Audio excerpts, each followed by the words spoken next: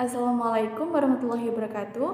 Perkenalkan, kami dari kelompok hermeneutika yang beranggotakan 11 orang, mulai dari Isfina Luluul, Ahmad Mughafir, Alfian Elyasa, Nur Imam Mustafa, Dihyaul Fikri, Muhammad Ibrahim, Ahmad Saifullah, Emilatun Nasibah, Aditya Arif Bowo, Nimatur Rahmah, dan Nuzulul Mustaqimah.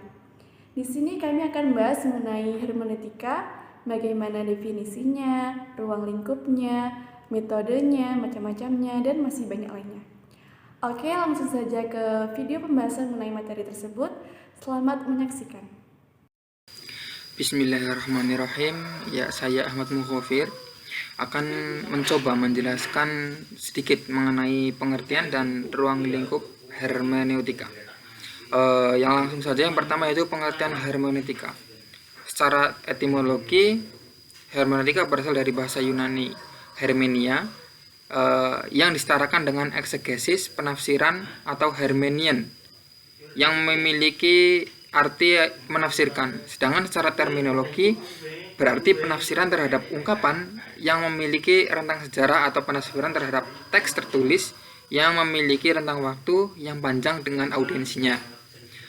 Contohnya adalah teks Nabi. Hermeneutika dihadirkan dengan harapan untuk menjembatani keterasingan dalam jangka waktu, wilayah, dan sosiokultural Nabi dengan teks hadis dan audiensinya. Audiensinya yaitu umat Islam dari masa ke masa. Nah, dengan melibatkan 3 unsur utama yaitu teks, pensyarah, kemudian audiens, dan menggunakan dialog komunikatif, diharapkan akan dapat menarik analogi historis kontekstual masa Nabi yang Arabic sentris dengan masa umatnya yang berbeda-beda. Nah, kemudian ruang lingkup hermeneutika.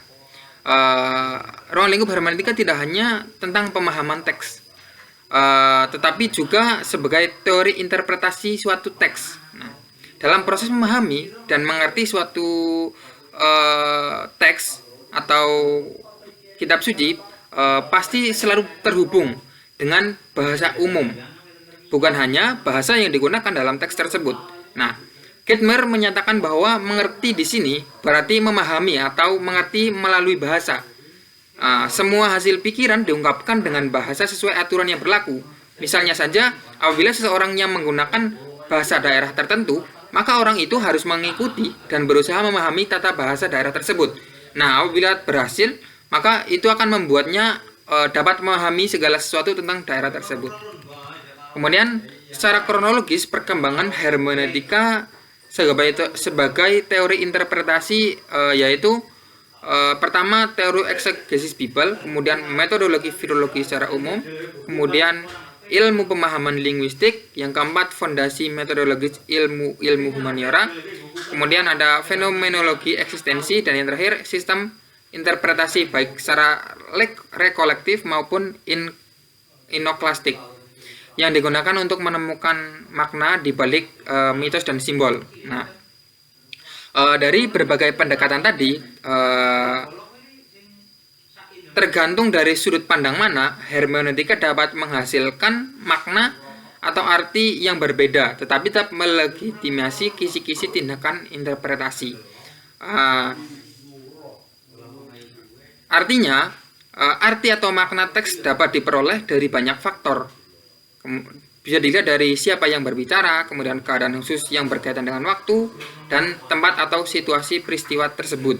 Nah, contohnya yaitu orang yang berasal dari desa dan orang yang berasal dari kota akan memaknai sebuah kata atau istilah yang sama, tetapi bisa saja menghasilkan makna atau tafsiran yang berbeda. Nah, mungkin sekian dari saya, akan dilanjutkan oleh teman saya. Ya, assalamualaikum warahmatullahi wabarakatuh. Saya Muhammad Alfian Elyasa. Saya di sini akan menjelaskan tentang sejarah hermeneutika. Nah, jika dilihat dari epistemologi kata hermeneutik sendiri berasal dari bahasa Yunani kuno yang memiliki arti seni menerangkan makna. Asal-usul istilah hermeneutik ini berasal dari kata Hermes, nama tokoh mitologi Yunani yang berperan sebagai pesuruh dewa untuk membawa pesan-pesan dewa kepada manusia. Pada awal perkembangan konsep hermeneutik ini memiliki 3 unsur pengertian. Yang pertama, hermeneutik berarti menjelaskan apa yang tidak dapat dimengerti atau dipahami dengan menerjemahkan ke dalam bahasa yang lebih mudah untuk dimengerti. Unsur kedua, pengertian konsep hermeneutik mengenai sifat yang ingin dipahami. Nah, pada dasarnya teks memiliki makna yang lebih dalam dan selalu melebihi daya pemahaman dalam pengungkapannya. Unsur ketiga, dalam hermeneutika memiliki asumsi bahwa suatu teks hanya dapat diartikan dengan satu cara saja. Asumsi ini khususnya dianggap berlaku apabila terdapat langsung atau tidak langsung bahwa teks yang bersangkutan dibuat untuk tujuan spesifik. Kemudian hermeneutik berkembang di Eropa. Hermeneutik di Eropa dipakai untuk menganalisis makna yang terkandung dalam dokumen hukum dan dokumen agama. Tujuannya sendiri untuk mengungkap dan menetapkan makna yang terkandung dalam teks sendiri. Kemudian pada tahap itu dinamakan Renaissance atau kebangkitan kembali yang berlangsung kurang lebih pada pertengahan abad ke-16. Di saat yang bersamaan pada abad 16 itu muncul 2 golongan pemakaian hermeneutik. Yang pertama, kelompok pertama cenderung menggunakan hermeneutik untuk mengungkap makna murni dalam teks tersebut. Yang kelompok kedua ingin menggunakan makna yang terungkap dalam teks untuk usaha-usaha menangani masalah praktis dalam kehidupan sosial pada masa itu. Kemudian bersamanya dengan muncul dua aliran tersebut, hermeneutik mengalami pergeseran objek studi yang berawalnya dari hanya teks menuju ke penulisnya. Pada masa itu mulai disadari bahwa makna yang terkandung teks tidak lepas dari maksud penulis tersebut. Jadi teks tercipta tidak serta-merta ada tanpa maksud dari si penulis tersebut. Dari saya sekian, terima kasih. Oke, bismillahirrahmanirrahim. Langsung saja mengenai latar belakang perkembangan hermeneutika. Jadi hermeneutika ini sudah mulai berkembang sejak zaman Yunani kuno. Jadi pada masa itu hermeneutika digunakan untuk memahami teks-teks kitab suci, hukum, puisi-puisi, serta memahami teks-teks mitos. Itu pada masa Yunani kuno. Kemudian pada abad ke-3 Masehi, para filosof dan teolog sudah mulai menggunakan hermeneutika untuk memahami kitab Perjanjian Lama. Itu abad ketiga, sekitar abad ke-3 Masehi. Kemudian pada abad ke-16 hermeneutika juga digunakan untuk memahami Bible, dan di situ Friedrich menjadi tokoh yang melatar belakangi berkembangnya secara pesat untuk memahami Bible, sehingga beliau dijuluki sebagai bapak hermeneutika. Jadi kalau dilihat dari sejarah ringkasnya, hermeneutika ini digunakan untuk memahami teks-teks keagamaan atau kitab-kitab suci, yang mana sehingga kemudian setelah berkembang kepada daerah Islam Timur, itu hermeneutika digunakan untuk menafsirkan teks-teks keagamaan. Di sini saya akan mempresentasikan beberapa tokoh-tokoh hermeneutika. Yang pertama, Khalid Muhammad Abu Khalid, yang dilahirkan di Kuwait pada tahun 1963 dari keluarga yang taat dan sederhana. Menurutnya, kerja hermeneutika dalam Islam memiliki beberapa subjek. Yang pertama yaitu Tuhan, yang kedua yaitu medium.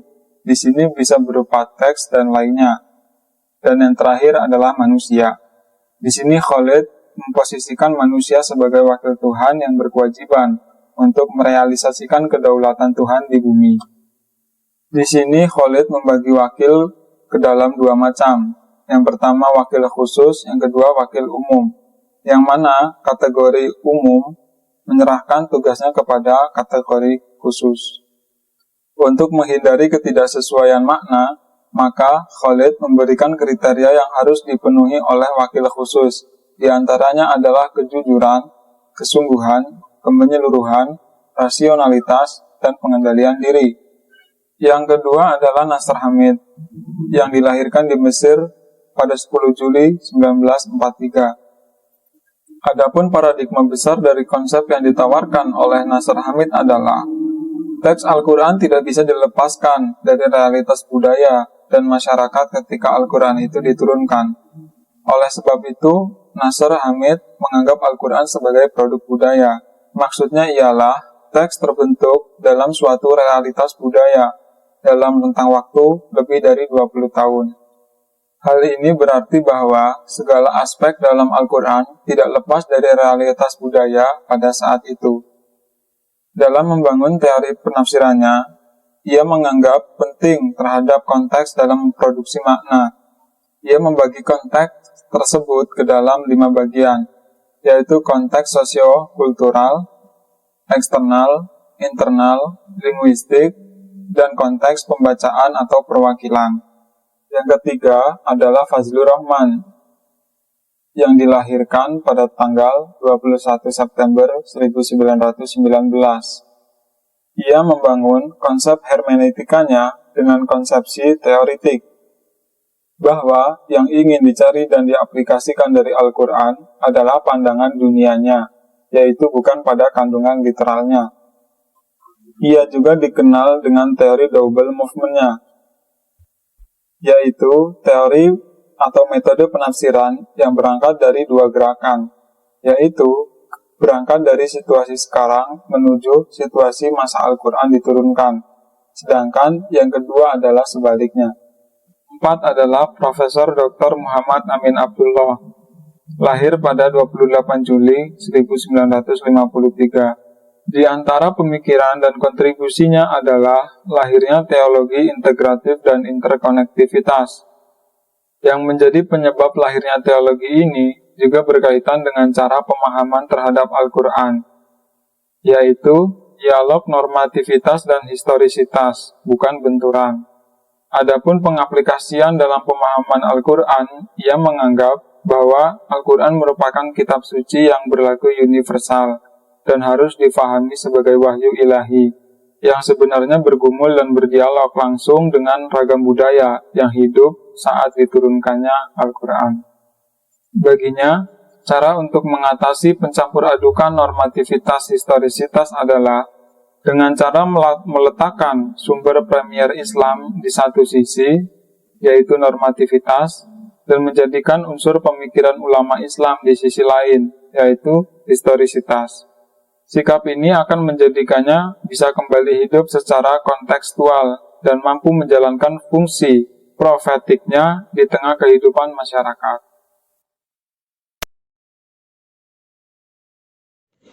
Bismillahirrahmanirrahim. Adapun dari macam-macam dan metode hermeneutika, yang pertama adalah hermeneutika teoritis. Problem hermeneutikanya adalah metode ini mempersoalkan metode apa yang sesuai untuk menafsirkan teks sehingga mampu menghindarkan seorang penafsir dari kesalahpahaman. Dengan kata lain, bentuk hermeneutika seperti ini menitikberatkan kajiannya pada problem pemahaman, yakni bagaimana memahami dengan benar, sedangkan makna yang menjadi tujuan pencarian dalam hermeneutika ini adalah makna yang dikehendaki oleh penggagas teks. Oleh karena itu, hermeneutika model ini dianggap juga sebagai hermeneutika romantis yang bertujuan untuk merekonstruksi makna. Kaitannya dengan hadis, penafsiran dari dalam teks ini bertujuan utama menemukan makna objektif sebagaimana yang dikehendaki penggagas teks hadis, autor, yaitu Nabi Muhammad SAW.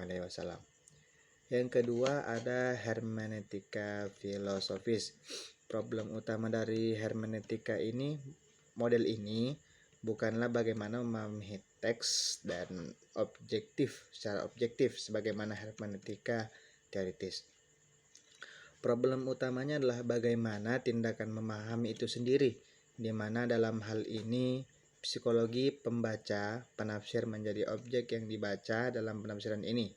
Pendekatan hermeneutika ini jika diterapkan dalam tafsir hadis, yang dimasukkan dalam kategori pembaca atau penafsir adalah rijal al-hadis, makharij al-hadis, dan mufassir al-hadis.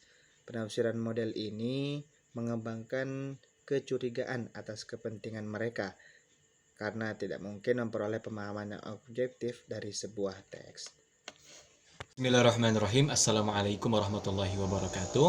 Perkenalkan, nama saya Muhammad Ibrahim Al-Faqih. Di sini saya akan melanjutkan apa yang telah disampaikan oleh Mas Ahmad Saifullah, yaitu tentang metode hermeneutik.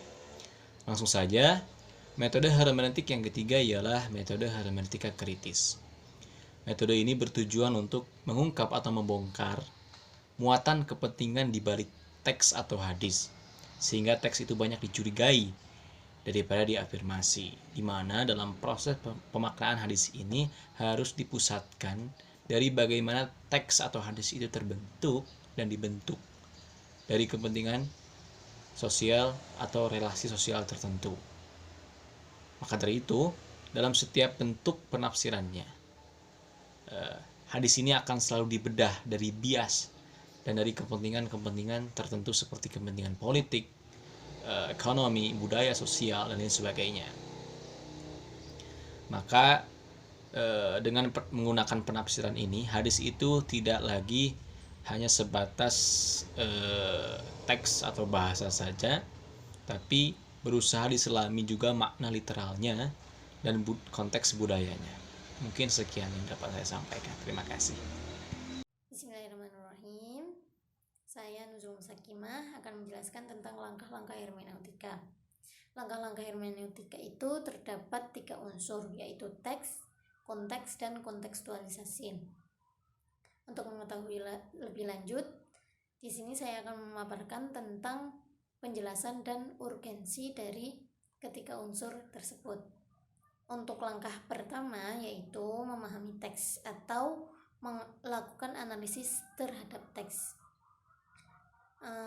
Ketika mengolah teks itu tentunya perhatian pertama yakni pada aspek bahasanya. Sedangkan ketika berbicara tentang Al-Quran, maka persoalan yang dihadapi adalah bagaimana teks Al-Quran itu hadir di masyarakat, kemudian dipahami, ditafsirkan, diterjemahkan, serta didialogkan dalam rangka menafsirkan realitas sosial. Pentingnya aspek kebahasaan ini tidak bisa diabaikan dalam penafsiran Al-Quran. Apabila seorang penafsir tidak memberikan perhatian terhadap teks, dapat menimbulkan kesalahan dalam mendapatkan pengertian atau kesan, sehingga penjelasan terhadap ayat Al-Quran ini akan keliru atau membuat kesimpulan yang tidak mendasar. Untuk langkah selanjutnya, yaitu yang kedua, adalah memahami konteks. Seperti yang kita ketahui, dalam hermeneutika, sebuah teks itu tidak bisa berdiri sendirian. Ia bergantung pada keberadaan konteks yang melingkupinya, baik itu aspek bentuk maupun isinya. Nah, pemahaman pada konteks sejarah yang menjadi latar belakang munculnya ayat Al-Quran dapat dikatakan sebuah komponen vital untuk mengantarkan kepada pemahaman yang tepat terhadap Al-Quran. Urgensi dari perhatian terhadap konteks kesejarahan terletak pada realita yang mana bahwasanya sebagian besar muatan Al-Quran itu berkaitan dengan situasi keagamaan, keyakinan, pandangan dunia, serta adat istiadat masyarakat tempat di mana ayat itu diturunkan. Asumsi ini menjadi bukti jelas bagaimana ayat itu diturunkan secara berangsur-angsur selama 23 tahun pada masa kenabian. Itu. Untuk langkah selanjutnya yaitu yang ketiga, kontekstualisasi. Sebagai langkah dalam mencari relevansi makna Al-Quran pada masa kini, seorang penafsir dituntut agar bisa menguasai horizon kekinian atau situasi dan kondisional pada masa itu, serta horizon teks Al-Quran. Tentunya setelah melakukan analisis langkah-langkah sebelumnya tadi itu ya. Sehingga diharapkan produk penafsiran sesuai dengan masa kini. Jadi gini, Al-Quran yang diturunkan 14 abad yang lalu itu bisa tetap relevan ketika dibaca pada masa kini. Nah, langkah terakhir ini bisa melibatkan keilmuan lain seperti fikih, usul fikih, sosiologi, antropologi, dan cabang keilmuan lainnya. Baik, di sini saya akan melanjutkan bahasan sebelumnya terkait metode konsep hermeneutika dalam mengerti Al-Quran. Dalam hal ini saya akan menjelaskan tentang pro dan kontranya. Begitu. Kelompok yang pro atau setuju dengan konsep metode hermeneutika ini sebagai salah satu metode untuk menginterpretasikan Al-Quran beralasan bahwa hermeneutika adalah satu konsep yang dari situ tujuannya jelas adalah untuk digunakan sebagai petunjuk umat manusia. Kemudian ketika beralih kepada kelompok yang menolak ataupun tidak setuju terhadap konsep hermeneutika ini, ada beberapa yang mereka ajukan ataupun alasan mereka tidak setuju dengan adanya konsep hermeneutika ini sebagai metode penafsiran Al-Quran. Karena melihat sejarahnya dulu ya. Hermeneutika juga sejarahnya adalah untuk menafikan Bible bukan Al-Quran. Gitu. Dari beberapa poin yang mereka utarakan, itu saya akan membacakan bahwasanya poin yang pertama adalah munculnya paham relativisme kebenaran. Yang di sini jelas artinya bahwa tidak ada pemahaman yang mutlak benar dan sebaliknya juga semuanya menjadi relatif. Itu ketika mendapat di satu sisi dengan anggap benar, di satu sisi lain juga bisa itu salah. Kemudian yang kedua adalah muncul sikap yang menuntut atau praktisi hermeneutik itu selalu bersikap skeptis. Yang dimana sikap itu adalah skeptis adalah sikap keraguan-raguan oleh segala seorang pastinya mempunyai ataupun mempunyai sifat skeptis ini. Artinya mereka keraguan-raguan terhadap segala sesuatu, kemudian mereka menggali secara lebih dalam. Nah, di sini juga akhirnya orang-orang semacam ini ataupun praktisi hermeneutik yang terlalu dalam mendalami ataupun meragukan kebenaran dari Al-Quran juga salah. Akhirnya meragukan kebenaran dari manapun datangnya, dan ujung-ujungnya dapat meragukan kebenaran Al-Quran itu sendiri. Gitu. Kemudian dari adanya kedua kelompok, yaitu antara pro dan kontra, dapat dilihat bahwa sebetulnya antara konsep hermeneutika ini dan ilmu tafsir dapat digarisikan. Gitu. Misalnya ada beberapa konsep yang dikeluarkan atau dikatakan oleh Pak Sayyiron dalam bukunya, yaitu yang pertama bahwa hermeneutika secara terminologi dalam arti ilmu tentang itu sendiri menafsirkan, dan ilmu tafsir pada dasar tidaklah berbeda dengan metode hermeneutika karena keduanya mengajarkan kepada kita bagaimana kita memahami dan menafsirkan teks ataupun ayat-ayat Al-Quran. Muaranya sangat jelas bahasanya untuk agar kita dapat memahami dan menafsirkan teks. Nah, juga belum saya jelaskan bahwa seorang penafsir ataupun dalam lingkup yang tafsirannya itu akan dijadikan sebagai hujah atau menjadikan pedoman oleh masyarakat luas, itu perlu adanya ini yang berkompeten ataupun orang-orang yang menafsirkan, perlu syarat-syarat dan rambu-rambu yang telah dirumuskan oleh orang berkompeten dalam bidangnya. Yang dalam hal ini jelas seorang penafsir atau mufasir pastinya harus menguasai bidang-bidang yang untuk sebagai pendukung penafsirannya. Kemudian benar adanya objek ilmu utama ilmu tafsir adalah teks Al-Quran, sudah jelas. Kemudian objek utama hermeneutika pada awalnya adalah Bible, jelas. Ketika melihat sejarah bahwa konsep hermeneutika ini adalah konsep yang dimunculkan atau dilahirkan karena ada penafsiran yang pertama dengan menggunakannya adalah kitab Bible yang dari beberapa itu bahwasanya di hermeneutika ini adalah untuk memilah di Bible ini, di kitab Bible adalah untuk memilah antara teks yang memang berasal dari Tuhan dan kemudian teks yang telah dilambangkan oleh manusia itu sendiri, kapannya untuk menfilter gitu. Dan kemudian meskipun Al-Quran diakini oleh sebagian besar umat Islam kalau wahyu Allah, kemudian Bible diyakini umat Kristiani sebagai wahyu Tuhan dalam inspirasi, namun bahasa yang digunakan untuk mengkomunikasikan antara pesan ilahi atau pesan Tuhan yang dalam hal ini adalah wahyu itu tetap menggunakan bahasa manusia, karena juga yang melahap ataupun yang mengkonsumsi pesan dari itu dan makna pesan dari itu adalah manusia itu sendiri. Makanya ketika sebelumnya kita pernah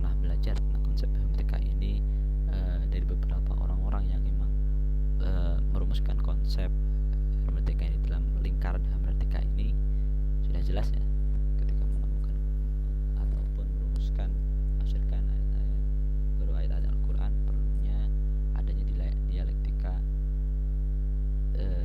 tiga dialektika itu. Yang pertama adanya teks, kemudian penulis atau pengarang autor, kemudian pembaca itu sendiri dengan wilayah garapan teks, konteks dan kontekstualisasi dengan menyesuaikan kondisi sosial dan kultural di wilayah tersebut.